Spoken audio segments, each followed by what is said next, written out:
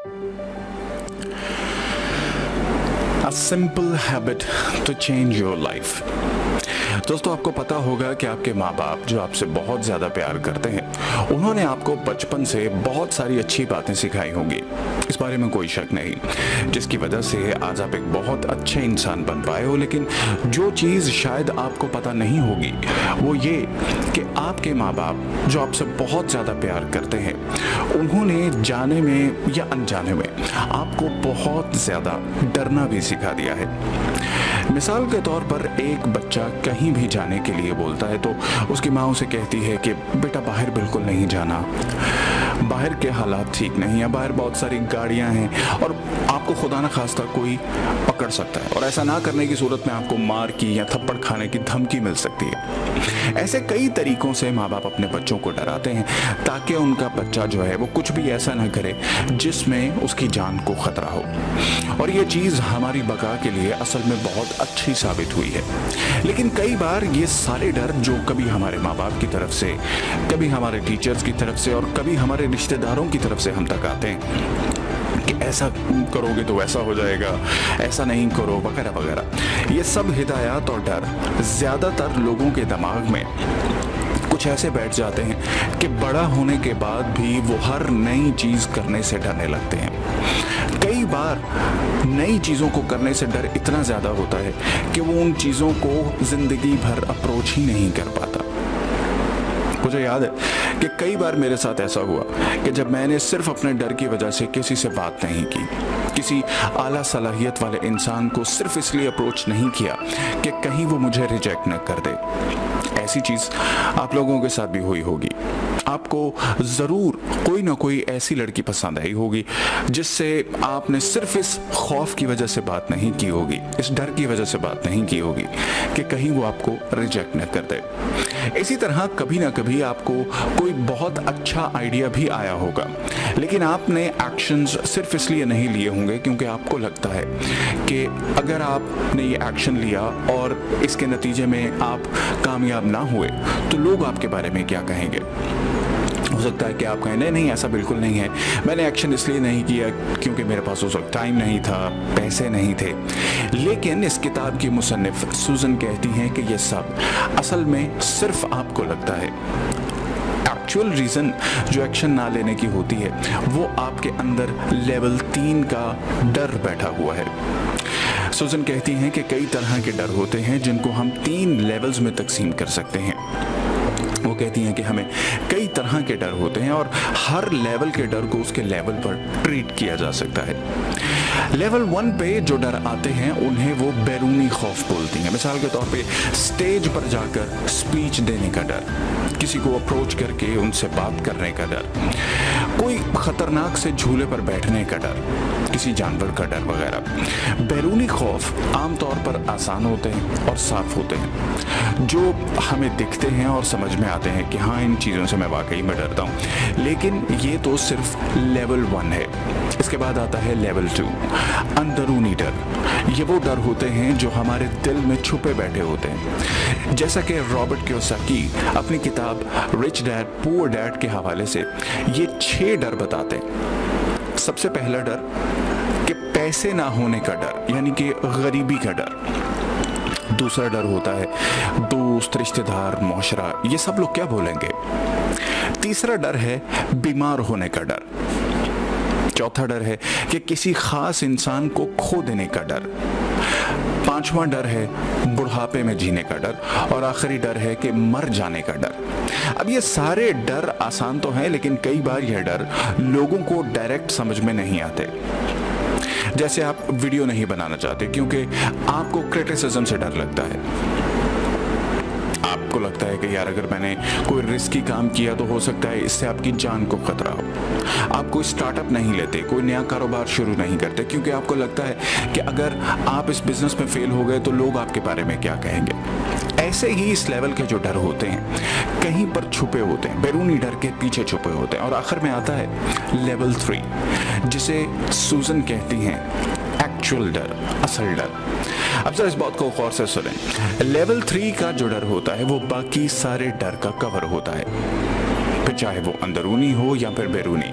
सूजन कहती हैं कि अभी तक हर डर के पीछे आपको यही एक चीज मिलेगी, और वो चीज जो डराती है वो है गैर यकीनी सूरत-ए-हाल। मतलब ये कि डर के मतलब इस बात का डर कि इसके बाद क्या होगा, इस सूरत-ए-हाल या इस अमल के नतीजे में जो चीज़ सामने आएगी क्या आप उसको संभाल पाएंगे या नहीं। मिसाल के तौर पर लोग मौत से डरते हैं क्योंकि उन्हें नहीं पता कि मौत के बाद क्या होगा, क्या वो इस चीज़ को हैंडल कर पाएंगे। अगर उनका कोई ख़ास उनकी ज़िंदगी से चला जाए तो क्या होगा, क्या वो इस चीज़ को हैंडल कर पाएंगे। अगर वो किसी लड़की को प्रपोज करें तो क्या होगा, क्या इस बात के नतीजे में जो इमोशनली डिजास्टर उनकी ज़िंदगी में आने वाला है क्या वो इस बात को हैंडल कर पाएंगे। ऐसे ही हर चीज़, हर एक चीज़ जिससे आपको, मुझे, हम सबको डर लगता है, वहाँ पर आप नोटिस करो तो आपको पता चलेगा कि वो बस इसीलिए है क्योंकि हमें डर लगता है। हमें डर लगता है इस बात से कि आगे जो भी होगा वो हम हैंडल कर पाएंगे या नहीं। एक आदमी जिंदगी भर ऐसी जॉब करता है जिससे उसे नफरत होती है, बस इसीलिए क्योंकि उसे पता है कि महीने के आखिर में उसे एक मखसूस सैलरी मिल जाएगी, जबकि बिजनेस में कुछ नहीं बोल सकते।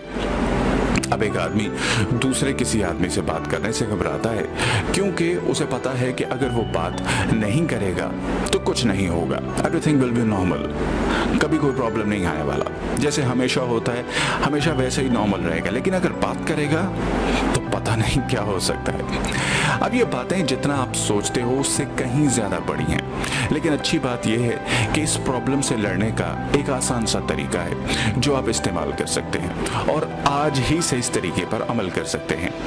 तरीका यह है कि आपको जब भी डर लगे तो आप अपने आप से बोलो कि मैं संभाल लूंगा, जो भी हो मैं संभाल लूंगा। और यही वो 3 जादुई अल्फाज हैं जो सच में आपकी जिंदगी बदल सकते हैं, क्योंकि एक बार जब ये आपका एटीट्यूड बन जाएगा तो जो भी होगा मैं उसे संभाल लूंगा, तो फिर आपको गैर यकीनी सूरत-ए-हाल से डर लगना बंद हो जाएगा। आपको शायद अभी ये बात बहुत बड़ी ना लगे, लेकिन अगर ये इतनी आसान सी बात आप अपनी जिंदगी में अप्लाई कर लो, इस यकीन के साथ कि आप वाकई अपनी ज़िंदगी को बदल सकने की सलाहियत रखते हो, क्योंकि तकरीबन सारी प्रॉब्लम्स जो आपकी ज़िंदगी में हैं और उन्हें आप अभी तक बदल नहीं पाए, तो उसका बहुत बड़ा रीज़न आपका वो छुपा हुआ डर ही है जो बहुत ज़रूरी है कि ख़त्म हो। इसीलिए ये 3 अल्फाज हर रोज़ हर वक्त आप इनको रिपीट करते रहें कि मैं संभाल लूँगा, कुछ भी हो जाए मैं इसे संभाल लूँगा। आपने खुद भी नोटिस किया होगा कि वो लोग जो बहुत एतमाद वाले होते हैं, उनके पास जब भी कोई इंसान बुरी खबर लेकर जाता है, डरा देने वाली कोई बात उनको बताता है, तो वो आम तौर पर कुछ ऐसा बोलते हैं, अच्छा ठीक है कोई बात नहीं मैं संभाल लूँगा। जबकि वो लोग जो एतमाद नहीं रखते वो आमतौर पर बुरी खबर मिलने के बाद परेशान हो जाते हैं कि न जाने अब क्या होगा और अब मैं क्या करूँगा। आमतौर पर ये लोग भी होते हैं जो जिंदगी में कभी भी कुछ भी बड़ा नहीं कर पाते, क्योंकि वो लोग हमेशा डरते रहते हैं। तो इसीलिए ऐसे इंसान ना बनने के लिए सूजन 5 ऐसे हकाइक बताती हैं जो पता होना कि आपको डर से लड़ने में, आपको एक्शन लेने में बहुत मदद दे सकती हैं। सबसे पहली बात ये कि डर को हर एक महसूस करता है और उसे छुपाता है। सबसे अहम बात यह है कि डर से लड़ने के लिए आपको यह याद रखना है कि आप इसमें अकेले नहीं हैं। डर हर इंसान को लगता है कि हमारी लाइफ का एक बहुत बड़ा हिस्सा है।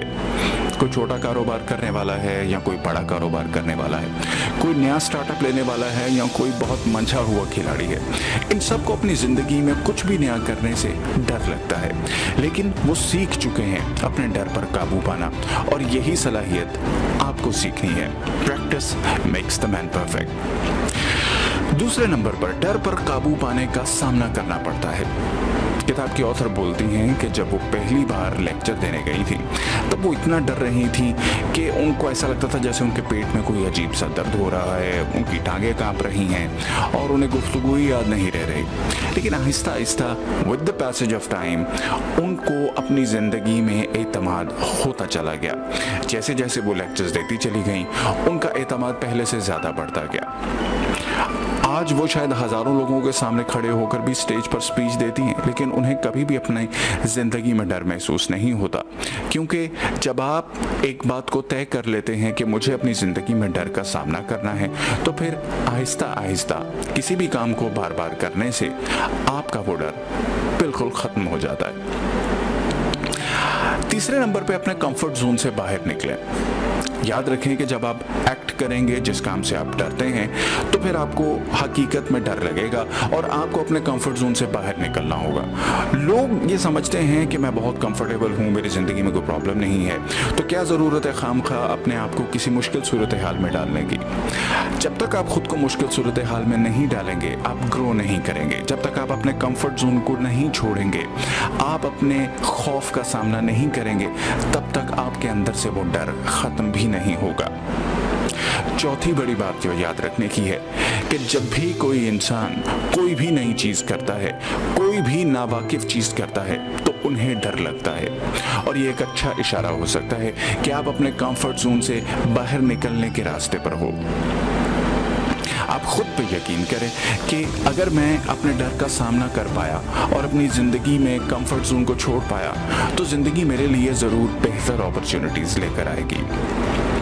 पांचवें नंबर पर आगे बढ़ना बेहतरीन ऑप्शन है। अगर समझो आपको लगता है कि आपको ज़िंदगी में कई बार गाड़ी का इस्तेमाल करना है, तो आपको क्या लगता है कि आप गाड़ी चलाना सीखेंगे? अगर आप इस डर से कि कहीं गाड़ी का एक्सीडेंट ना हो जाए, कहीं मेरी गाड़ी चलाने की वजह से चालान ना हो जाए, कहीं किसी और का नुकसान ना हो जाए, ज़िंदगी भर गाड़ी चलाना ही ना सीखो, तो सारी ज़िंदगी आप कितनी बड़ी सहूलत और नेमत से महरूम हो जाओगे। दूसरा तरीका क्या है कि आप हिम्मत करो, अपनी सारी जिंदगी को सुकून से गुजारने के लिए अपने डर पर काबू पाओ और गाड़ी चलाना सीखो। सुजन कहती हैं कि आपको दूसरा ऑप्शन मुंतखब करना आपको जिंदगी में आगे बढ़ने में बहुत मदद दे सकता है। जिंदगी में तकलीफ, बीमारी और परेशानी कभी ना खत्म होने वाला एक अलमिया है। जिंदगी में कामयाबी उसी वक्त आएगी जब आप इन सब चीजों का सामना करने के लिए हम वक्त तैयार रहोगे। ख़वातीन हज़रात, जिंदगी में कामयाबी हासिल करने के लिए अपने डर पर काबू पाना बेहद जरूरी है। उम्मीद करता हूं कि आज की ये बुक समरी आपको बहुत ज्यादा पसंद आई होगी। ऐसी ही मजीद बुक समरीज को देखते रहने के लिए हमारे चैनल को लाइक करना, सब्सक्राइब करना और इसे अपने दोस्त अहबाब के साथ शेयर करना हरगिज मत भूलिएगा।